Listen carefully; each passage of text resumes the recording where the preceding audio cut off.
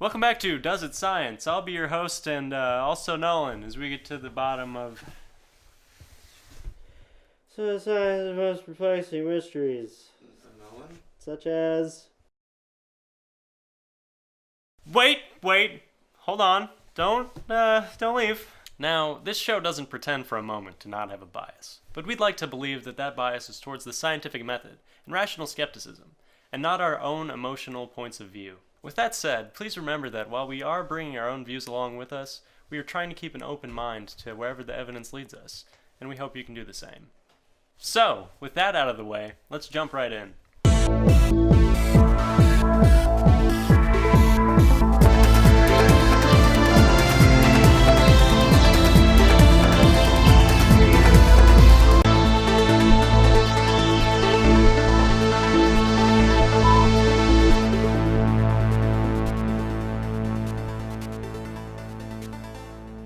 Are vaccines falsifiable? Yes. In fact, while some people believe the occasional ineffectiveness of a vaccine is a mark against inoculation, it really just demonstrates that vaccines are indeed falsifiable, which really just means that they can be proven to be ineffective. This is very important, as we try to create vaccines that combat the deadliest diseases known to mankind. Are the effects reproducible? Well, considering the World Health Organization reports an average of 59% efficacy for adults and an average of 83% efficacy for children, it would seem that the results have shown themselves to be reproducible. Okay. Is the framework consistent with other fields of science? Absolutely. Have you ever wondered why you have to get a new flu vaccine every year or so? Well, it's because the influenza virus evolves rapidly and overcomes weaknesses in our immunodefenses if we're not prepared for it. In fact, vaccines themselves are biological preparations. What about controls? Well, while Pearl Kendrick's 1930s experiment on whooping cough vaccinations failed to use proper randomizations in their controls, a 1954 field trial of Jonas Salk's inactive poliovirus vaccine enrolled 1.3 million children and is the largest medical field trial ever conducted.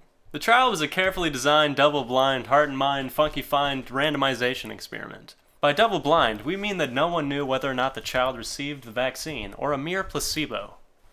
Not the child, not the parents, not the person who gave the injection, no one. Save for secret number codes on vials linked to the child's records. Only after the observation period was over and the results recorded, namely, did the child develop polio or not, was the child's experimental or control status revealed. Thanks to this rigorous testing, Salk's vaccine has been proven to be effective, and paralytic polio has been removed from the Western Hemisphere. Are vaccines natural? Why, yes, they are. In fact, as we mentioned before, vaccines themselves are biological preparations. Vaccines themselves are biological organisms, in essence a weakened form of the very virus we are trying to prepare our immune system to defend against. So what's the verdict? Well, it would seem that vaccinations do in fact science. Wow, who could have seen that coming? But the argument from the other side isn't always about the science of vaccinations, but the risk-to-benefit ratio. So let's break that down and ask, does it statistics? First of all, no, vaccinations do not cause autism. This is not only falsifiable, it has been falsified, in spite of that one fraudulent study allegedly linking inoculation to autism.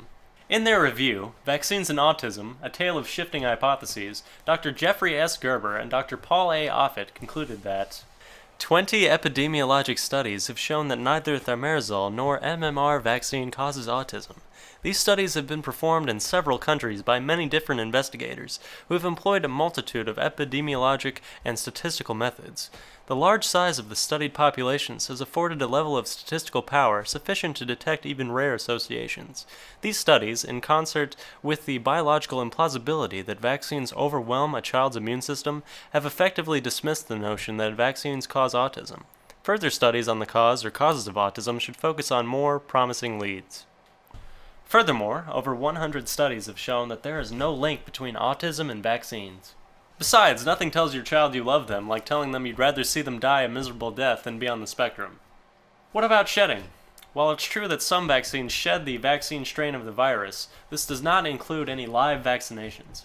Flumist, an attenuated strain of the flu virus that is only active in nasal passages, can shed too, but it is rare for this to actually cause symptoms.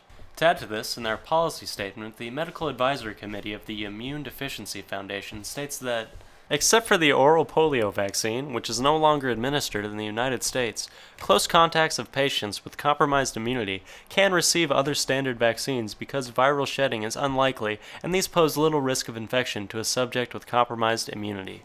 How about Mercury? Other than being a divine UPS man and the only other flat planet in the solar system, Mercury is also a chemical element with a sordid history with the human mind. So what is doing in my vaccines, I hear you asking? Sit down for this one. It might shock you.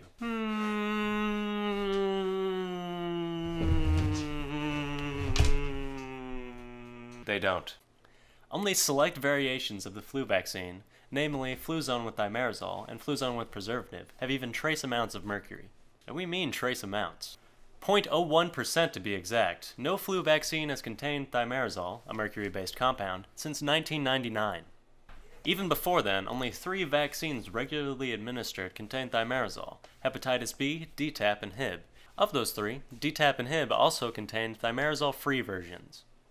And even though Thimerosal was removed from vaccines, it was merely a precaution, as a risk assessment of Thimerosal's use in preservatives in childhood vaccines found no evidence of harm from the use of Thimerosal other than redness and swelling at the injection site. Nice to try, you're just shilling for Big Pharma. Look, the American medical system is... well, I'd call it a joke if it wasn't so sad. We're not saying that there isn't inherent corruption and bias in the system, but that bias is towards the profit motive. Because as seen in cases like the infamous Wakefield study, there's usually a lot more incentive to keep people off of preventative medicine than on it. And finally, if vaccines are so effective, why do we need them anymore? Because of a little thing called herd immunity. Here's how it works. There will always be people who, whether it be due to age or an allergic reaction, simply can't receive a particular vaccination.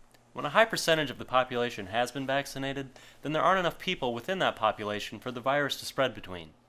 People who have been inoculated can survive the infection and stop it from passing to those in our society who can't. And I know I said that last point was the final one, but I have to say, vaccine-preventable diseases are bad.